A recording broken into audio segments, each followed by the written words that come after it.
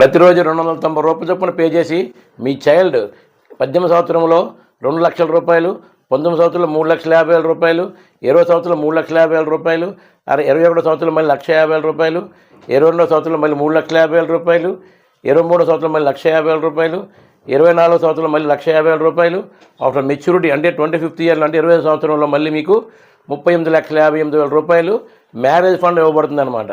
ఈ పాలసీలో ఫాదర్ కూడా ఇన్సూరెన్స్ కవరేజ్ ఇవ్వడం జరుగుతుందండి. ఇన్ కేస్ ఆఫ్ ఒకవేళ ఫాదర్ ఏమైనా రిస్క్ జరిగితే ఇమ్మీడియట్లీగా తర్వాత కట్టవలసిన ప్రీమియమ్స్ అన్నీ కూడా క్యాన్సిల్ చేయబడతాయి. తర్వాత సంవత్సరం నుంచి టోటల్ ప్రీమియమ్స్ అన్నీ ఎల్ఐసి వాళ్ళని పే చేసి ఆఫ్టర్ మెచ్యూరిటీ అంటే 25th ఇయర్లో మళ్ళీ మీకు 38,50,000 రూపాయలు చైల్డ్కి ఇవ్వబడుతుంది అనమాట.